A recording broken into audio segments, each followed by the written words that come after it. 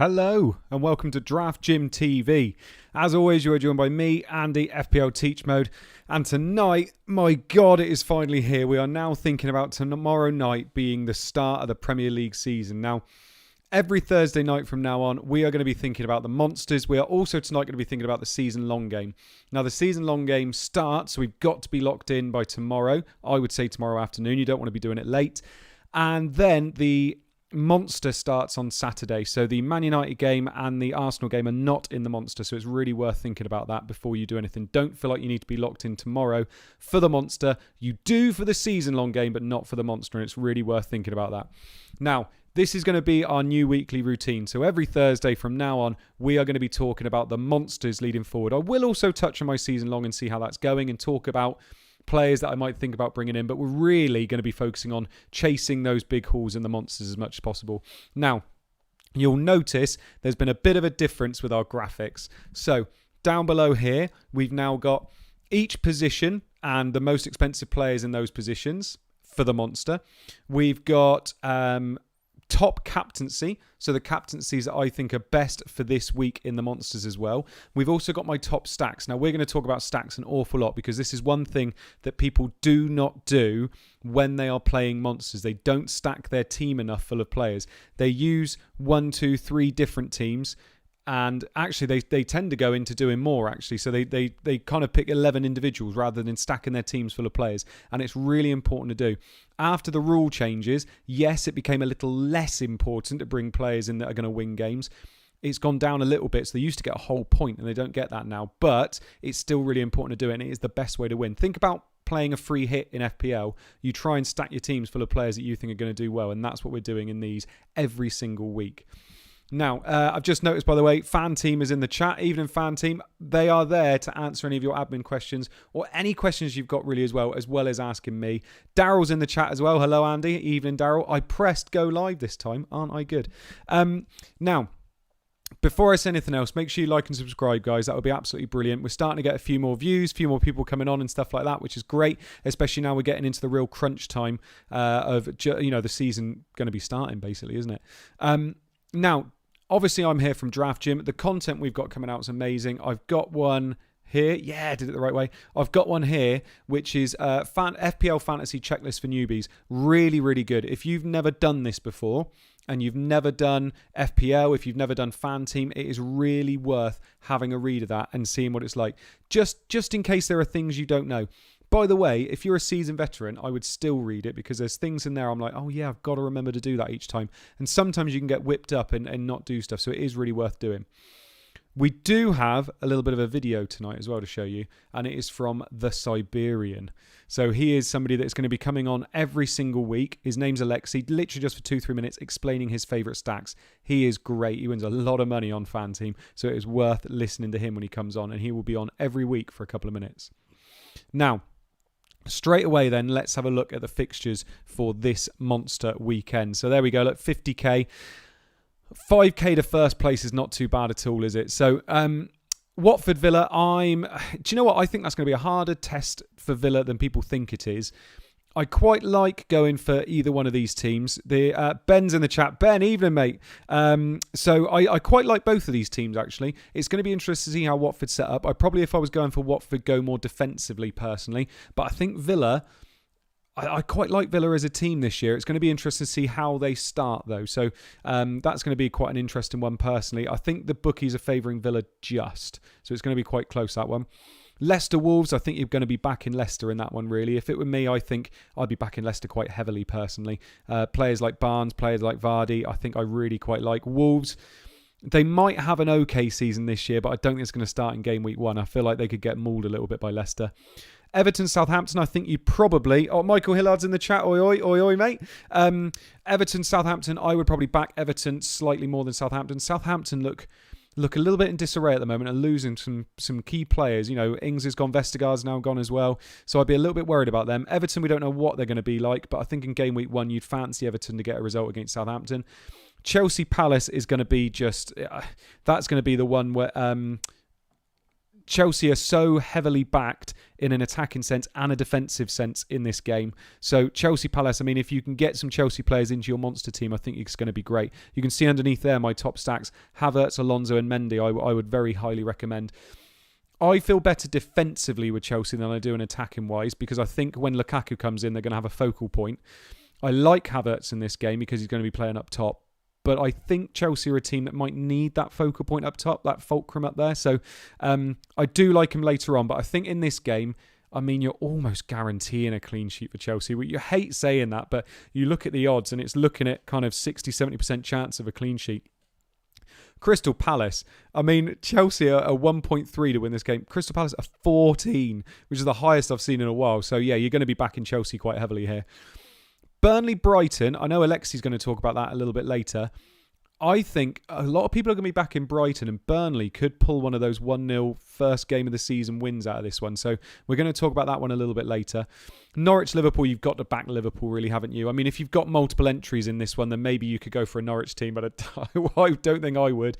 One of my favourite stacks in this one is going for Salah and Mane, and I've also been all over that Tsimikas as well, the Greek left-back that's going to be playing instead of Andy Robertson. He's still fairly cheap on here, so he's worth having a look at. Newcastle-West Ham, I think, could also be a tricky game. I think West Ham are just slightly favoured in this game, but I'm not seeing a clean sheet for either team, to be perfectly honest. Wilson seems to always score against West Ham. West Ham hopefully are going to carry on from last year, but I do like some of their players like Benrahma, Antonio. I think they could do quite well, but I don't think I'd be favouring defence from either of these teams. And then Spurs, Man City. I mean, you've got to go for Man City here, really, haven't you? Man City, I think, are going to do a professional job on Spurs. I have absolutely no problem with people back in City. The only problem is they're going to be very, very pricey, and it's whether you fancy them to score more than 1 or 2 goals. If you do, great, go for it. But if not, then it's going to be tough to pick them, isn't it? So those are the fixtures there. You can also see the odds right at the bottom of the screen, so you can get an idea as to what bookies think are going to happen in the games.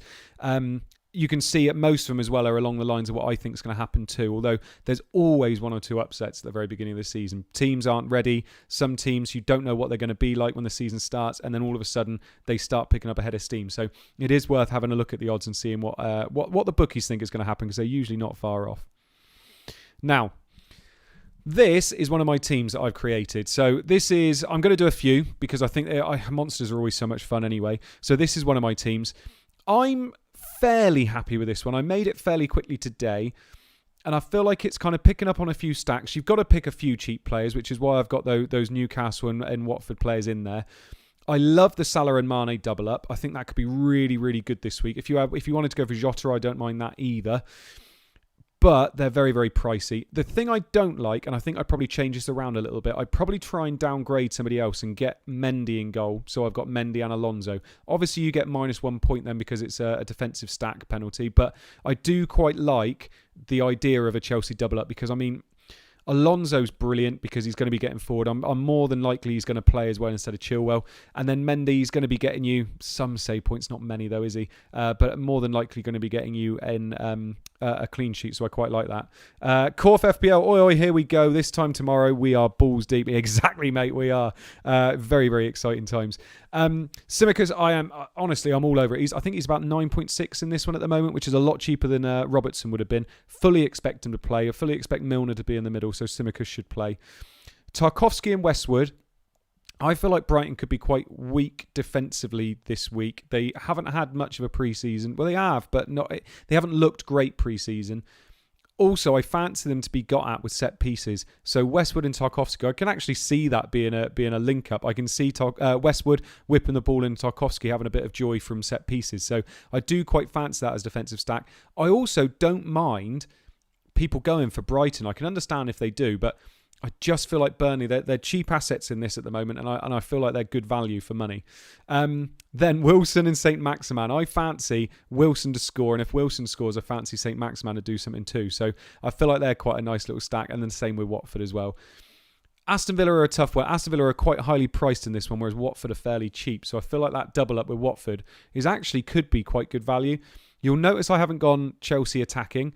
I think I'll probably do that in one of the teams, but in this one I haven't. But Liverpool attacking, I'm finding it very, very hard to look away from that. Salah, Mane and Tsimikas, I think, is my favourite stack this week. Yes, it's a lot of money. Salah's going to be very, very highly captained. This is probably I'm happy with this team. It's a bit of a template team, just getting the money team. If I was going big, I'd probably be going for, like I said, I probably still have those stacks of Newcastle and Watford, but I'd probably be going more along the lines of Chelsea attack, going away from Salah captain. I think if you go away from Salah captain, you have to maybe not own Salah at all. Maybe go Mane, Jota and Trent, because then you're hoping that Liverpool still win and win by a few, but Salah doesn't get many and the others do. And I think that would be maybe a good way of doing kind of boom or bust rather than trying to get in the money there. Now, the time has come. I'm going to introduce you to the Serbian. So this is Alexi. He's great. He knows what he's talking about, and he's going to give you his best stacks as the week goes on, basically. So he's going to be here every single week. FPL Surgery's in the chat. Evening, if that's Flappy or Dave. Evening. So please, can you tell me in the chat though whether his volume works, because it doesn't seem to be working on my screen, but it should work on the in yours. So let's have a go. Hello, fantasy fanatics across the world. My name's Alexi. I'm head of content here at Draft Gym, and I'm extremely excited to take part in our first ever episode dedicated to the English Premier League daily fantasy and Draft Gym TV. As you probably know, our Draft Gym crew, myself included, and Andy, we roll out a ton of written content about FanTeam, season-long and daily fantasy games, week in and week out. Make sure you stop by and check it out as the season unfolds. Well, today I'll be sharing 3 stacks I find playable in this weekly monster starting on Saturday. And I really have to praise FanTeam for lowering the buying for the main event to only €12, as it makes this game a lot more accessible to managers with low or medium-sized bankrolls. So great job, FanTeam. Really appreciate it. Now, back to those stacks. The first thing that stands out is Burnley defense. Brighton, they played the least number of minutes in preseason of all the Premier League teams, I think only 3, and they may struggle to hit the ground running, and we know how difficult running can be at Turf Moor anyways. Tarkowski and me, who are an aerial threat, with such a great price of 6.6 and 6.5, and a 30% chance to keep a clean sheet, I think that's a no-brainer. I would stack either Westwood or McNeil because they take set pieces. Probably Westwood a bit more likely to play full 90 minutes, which is plus 1 point and FanTeam right now. If you're not wanting to go for either of those midfielders, I would recommend Rodriguez, who has had a stellar preseason with 4 goals scored and 1 assist. Another stack that I find rather differential this week is Watford. Yeah, everyone will be loading up Aston Villa with their attacking midfielders and whatnot, Ings and Watkins, but I believe that our good old Dini at 7.5 and his penalty set duties, and what's more important, Sarr, the Hornets' best player from Championship last season on 13 goals and 4 assists, I think these guys can do damage. Villa have looked a bit awkward at the back during preseason. They're shifting to this new 4-4-2 formation, and that might be something the Hornets can capitalize on. Well, the last of my 3 stacks would be Newcastle. Actually, playing West Ham, who are priced around the 9-10 million mark, like Antonio or Benrahma, who also had a great preseason, is a valid strategy, and I'm probably going to pick them on some of my teams. But I think St. Maximin at 8.0 and Callum Wilson with his penalty set duties at 8.3 is a great stack to own. They will be a lot less owned than West Ham assets and Aston Villa assets. They still can do damage, and right now with impact points lowered from 1 or -1 in that case, if we feel Newcastle is going to lose the game, to only 0.3, that makes players from lesser teams a lot more playable. So Saint Maximin and Wilson, that's going to be my Newcastle double up. Enjoy the weekly monster. Good luck in the season-long game, and see you next week. There we go. How good is he? So that is Alexei. Like I said, he is our Siberian correspondent. So literally, he lives in Siberia, and he is going to be here every single week talking us through his best stacks and stats. He is great at what he does. He writes a lot of content for Draft Gym as well. So make sure you get involved with that. He's brilliant. He's going to be here every week.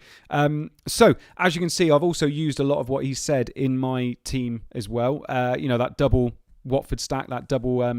Actually, I've got every stack he said, haven't I? I've got the Watford, Newcastle, and Burnley stack in there. So that's not too bad, is it? Now, anybody that's in the chat, feel free from now to chuck in any questions you like about the monster, about the season long. I will show you one of my season long entries as well before we finish.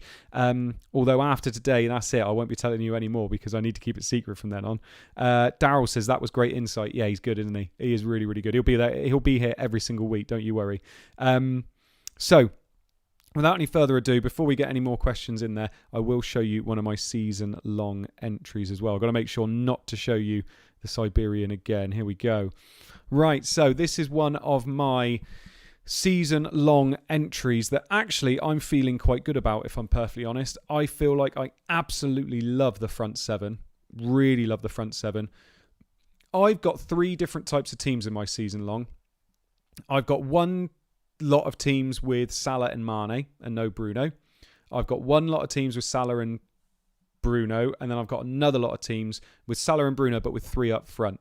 So the other 2 have 5 in midfield, whereas this one is my only one with 3 up front because I love the midfielders, but I did want to try and make the most of having those three up front in one of my entries at least. So I've got 3 different types of entries. This is my third type. So this is my Team C, and I love this.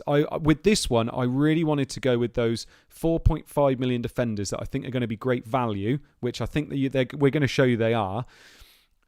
Same with the keeper as well, and then just pump as much money as possible into my midfield and attack, which I feel like I've done here fairly well. If you have a look there, so I've got Sanchez and Steele, and then I've got Basuma as well. So that's not a lot of money used up with Brighton players that I'm not really likely to want. Trossard, Mopai, anybody like that. Even Edouard when he signs for them. So I feel quite happy using up 3 spots on Brighton because they're cheap. And then those 4.5 million defenders, Semedo, Ayling, Bertrand and White, I feel very happy owning all year. They're going to get solid minutes, all of them really. Bertrand maybe more at the beginning than later on, but if he starts well, there's no reason why he can't keep his place for a little bit longer. And then I've got Tsimikas as well because he's 4 million in this game, which you just can't pass that up, especially when you think what you can do to your midfield and attack to get him in as well. So I feel very happy owning him. And then we go into our midfield, which just looks lovely. Mahrez, Salah, Fernandes and Havertz. Now, I think all of them are captaincy material in Game Week 1, which makes me feel very, very good. The thing that I'm slightly worried about is that you've got players like Mahrez and Havertz, where are they going to complete 90 minutes? I feel like the upside is there for them. If they don't complete 90 minutes, it's not too bad. But you do have to think about whether you are happy owning players that aren't going to finish 90 minutes. Honestly, because you will see some teams every week that are doing very, very well, and it's just because they have players that play 90 minutes. So you need to have a look at it and think, is that what I want? For me, I am happy with the upside of Havertz and Mahrez, especially in week 1 for Havertz, especially in week 2 for Mahrez as well. So I feel quite comfortable owning them personally. Salah and Fernandes, you don't need to worry about at all. They're both, like I said, captaincy materials too. Do you know what? I would almost be tempted to captain Havertz in Game Week 1 against Crystal Palace. I don't see anything wrong with that. And then Mahrez in Game Week 2 against Norwich as well. Means you're going against Salah, which is probably going to be the most owned and most captain player in the game. But you have to do it every now and again, don't you? And then that front 3, Ings, Wilson and Antonio. I mean, they're going to be playing most weeks for me there, aren't they? Ings, I feel like is going to have a really good season playing for Villa. Wilson, I feel like when he's fit will be fine. And then Antonio's the same. Again, the issue with these 3, I think they're going to play majority minutes, but it's when they're fit. The worst case scenario here is that they all get injured at the same time, or they're all getting injured in different weeks, and that's my transfers. But there's so many players at this price range. You know, you've still got Bamford, Iheanacho, players like that you can get on as well. Which for me, I feel like it's nice to have those options up top. Flapjack's asking, do you prefer Ayling or Koch? I definitely prefer Ayling, mate. Yeovil legend. Rich FPL is in the chat. Evening, Rich. He is asking, do you prefer FanTeam or FPL, having played both? Really tough because I get something different from both of them. FPL, there's the whole community there. I think FanTeam's still building that up at the moment. I feel like FPL has always been my first love, to be perfectly honest, because FPL, you know, I've been playing it for God knows how many years, 15, 16 years now. FanTeam, though, you just get such a buzz from it. You definitely get more of a buzz from FanTeam than you get from FPL. I genuinely think that. I feel like FanTeam, because there's that money behind it and because you're potentially winning money for something you know you're good at and you've got insight in, it feels like you get more of a buzz from it because you're winning from your insight. Whereas in FPL, oh look, I've gone up 100k in overall rank, but I don't necessarily get that buzz from it. And also with FanTeam as well, you'd have multiple entries, so you know if one team doesn't do very well, another team probably does do quite well. So good question. I do really like that. It's something.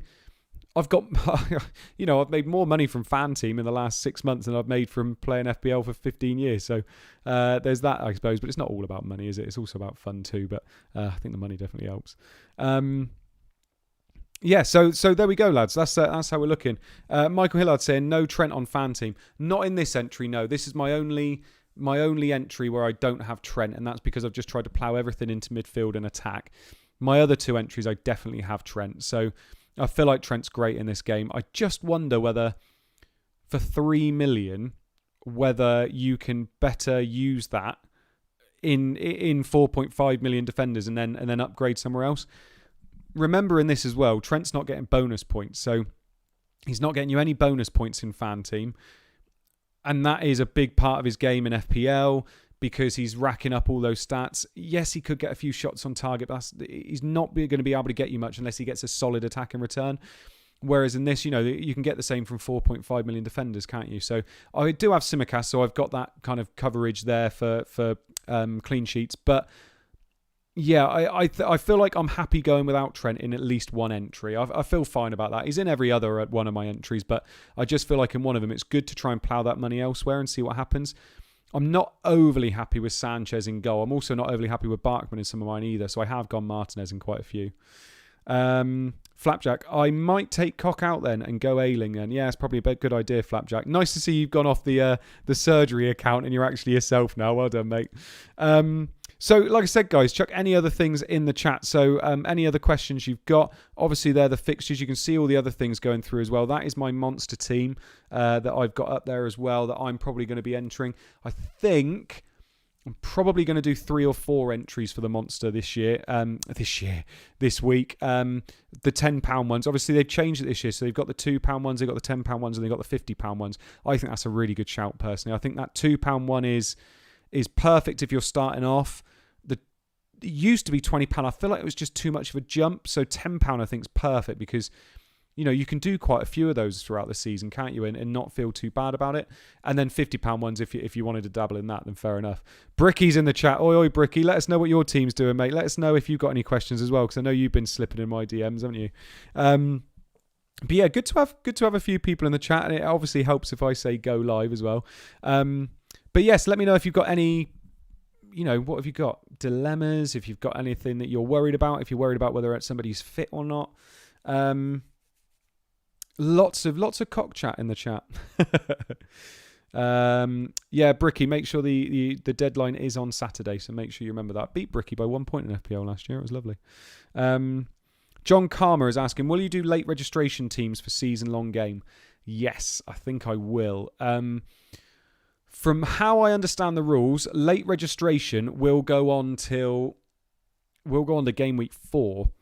The reason I really like that is that you can then late register, get 95% of the average.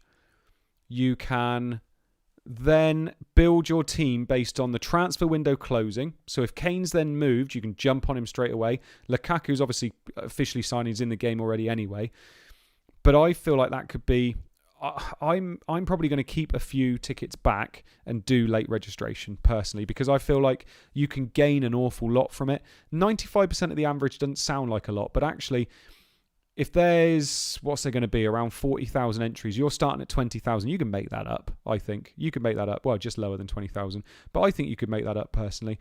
And also with all that information, and you basically just wildcarded, so you're going to set up for that next set of fixtures. There are other teams that are going to be screwed already by then, so I do genuinely think it's worth doing. I wouldn't go mad on it, but I think it is worth doing. One of my Euro entries last year, one of my highest ones was a late entry team, so it says a lot there. But I do genuinely think it can be worth doing. Corf FPL is asking, I really like Bertrand in the season long game at 4.5. Any other bargains that spring to mind for you? So I've shown in here, I do think Tsimikas is somebody you have to go for at the beginning. I genuinely do. I feel like he's somebody that it's like looking a gift horse in the mouth. You've got to go for it, haven't you? If you get offered a gift like him, you've got to go for it because it frees up funds elsewhere. And I just feel like for 4 million, he's brilliant. I think Bertrand is a really good shout at 4.5. I don't know why he wasn't priced at 5 million in both games. I think he's got enough attacking output or potential attacking output to actually do quite well, even if he was still at Southampton. So I feel like he's absolutely fine. I think he is a good price, 4.5. I feel like Emil Smith-Rowe is still great at 5.5 million. Absolutely fine there. There's a few other ones. I think Tony at 6 million is a great price. I think there's nothing wrong with him at all. I think Armstrong at 6 million is very good as well. The new Southampton striker in certain games. I think he could be great in certain runs. So there's nothing wrong with him either. But apart from that, it's just making sure you've got those players that do play 90 minutes. And I know I'm saying that with Mahrez and Havertz in my team, but the rest all play, and I feel like they've got the upside. Rich FPL, why is Havertz more appealing in FanTeam than FPL? I wouldn't say he is, actually. I'll probably say he's a little bit worse in FanTeam because you're less likely to get that. You're less likely to get that extra point for 90 minutes. But I do like Havertz personally. I think he's going to have a really good season this year, and he could start being that 90-minute man for Chelsea, which would be lovely. Him playing off of Lukaku, I actually really like. I like it if he's going to start being that shadow striker. FPL Bricky, Jota, Greenwood, or Barnes in FanTeam? Hard to start with. I really like all three. I say I like all three. I don't like Jota at all. I feel like he's always injured. He's always getting hauled off. He's always a rotation worry. So probably Jota's going to be third for me. Then Greenwood. I feel like Greenwood's great when he plays and when he gets on a head of steam. But I feel like Greenwood is somebody that I'm going to worry about when Sancho's back, when Cavani's back, when Rashford's back. So I don't like him quite as much. For Barnes, though, I absolutely love. But it sounds like he's going to get managed a little bit, so maybe going off 78th minute. But I do feel like this is going to be his year. I feel like he's going to take a step up this year. So if we're talking season long, it's going to go Jota, Greenwood, and then Barnes for me. But if we're talking just week one, I think I would go Greenwood, then Jota, then Barnes. Although Barnes and Jota, I'm not sure about there. I think maybe Jota might be top there if we know he's definitely starting. So, yeah, good question there, though. Those mid-price mids, they're good players. Havilange says, Richie at 4.5. Yeah, I don't mind Richie at 4.5, actually. I don't mind him. I'm not sure what Newcastle are going to be like this year. I think they're probably going to be quite similar to last year, where we're surprised at how resolute they are. But if Richie's got that spot and he starts playing further up on that left-hand side, then yes, he's a very good option. Just remember in that year he had pens as well. He was absolute goal, wasn't he? Rich FPL says Barnes. Yep, we like Barnes. Corf FPL says Rich is a nice shout. Yes, he was a very good shout. Daryl, what's your take on the 4.5 goalkeepers? Barkman, Sanchez. Yeah, I'm not in love with any of them. Do you know what? I looked at it and thought, oh, brilliant, they're 4.5 million. But I look at Sanchez and their defence is just so depleted at the moment. I look at Barkman and he's just been promoted and their pre-season was terrible. And then you look at and think that first fixture's not very good. But after that, I might fancy him a little bit there for Sa. The one I really want, which will be, but he's 5 million, is Meslier. I think after that first game week, I think Meslier is going to be the best keeper personally. And then if you wanted to go above that, I would go for Martinez. Martinez is still my favourite keeper. He gets so many save points, clean sheets. You know, he's going to be racking up points in this game. So I have either gone for a 4.5 keeper and save the money, or I've gone 5.5 at Martinez. But when I wildcard in these games, I will probably be wildcarding to Meslier personally. Remember as well, you don't get defensive stacking penalties in the season-long game. So chuck those defensive players in there if you feel like you've got the money to do so, because you won't get those stacking penalties. But you remember in the monster you will. Flapjack. How much is Olmo Bamidele? He is 4 million in this game. But obviously, I mean, I like Simicus way more than him now. Amati's also 4 million, but they just get Vestergaard in, so it sounds like he's going to be a very, very short option. Simicus, I feel like as well, I feel like they're being very optimistic with Robertson. There's nothing to say that he's not going to be out longer than what they're saying. So Simicus could be an option for a bit longer than that, personally. So he's for me, I think he's obviously the best 4 in the game. He could be the best 4.5 in the game as well. Gaz's Flute. Woodman, a good option as 4 million goalkeeper, hoping he impresses and keeps his place. Yeah, he could be as a 4 million keeper. I mean, you'd have to think that... oh my God, I can't remember his name now. Darlow's the other one, isn't he? Dubravka. You'd have to think that Dubravka comes back in. He's a quality keeper. I know he had a few mares in the Euros, didn't he? But you'd have to think he would come back in. Don't get me wrong. I mean, if Woodman starts well, then great. But even if he does, is he going to get you enough clean sheets and save points? Potentially he does. It could be a really good shout. Maybe it's worth putting Woodman on your bench instead of someone like Steele or Foster. But I do love that double up with Sanchez, Steele, Foster and Barkman as well, because I just like the idea of every week you don't have to worry about your goalkeeper.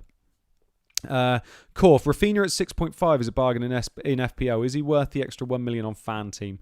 No, I don't think he is. Not to start with anyway. I feel like he will be later on. I love the fact he's going to be playing 90 minutes. That's the main reason I'm not a massive fan of Harrison, because he usually gets hauled off 60, 70, which he can still haul in that time period. But I do worry that he isn't going to be getting the extra point as many times as we want him to. And the upside maybe isn't there with like someone like Mahrez or Havertz. Rafinha I do love, and I will own him at some point this year. But that extra mil, actually, I feel like he should be this much in FPL, but he isn't. So I feel like he is going to be owned probably around that game week 7 wildcard. I'll probably get him in. It'd be interesting to see how Dallas does this year as well. 5.5 million for someone that actually would have got more points as a midfielder than he did as a defender last year, which is really worth looking at there. So there we go. I think that kind of rounds things up quite nicely, actually. Thank you very much for everybody that's in the chat. Make sure you do come over to Draft Gym and have a look. If you've got any questions, there are some great people that can help you. I'm here, obviously. Korf, who's been in the chat, he's great to chat to as well about FanTeam. Alexi is also on Twitter as well. I'll chuck his Twitter handle out there for anybody that liked his video, because he's going to be here every week and he's great. So best of luck to everybody in the season long. Remember to lock that in tomorrow afternoon. Don't wait last minute. Lock it in as soon as possible. And then the monster starts on Saturday afternoon. 3 o'clock will be the deadline, because that's when it all starts. So I hope you've all enjoyed the stream tonight. Thank you very much, all of you, for coming in. I think we peaked at about 21 watches, which is not bad. So I really appreciate that. Good luck, all of you. My DMs are open if anybody needs me. And I will see you next week after Game Week 1 is concluded. So, cheers.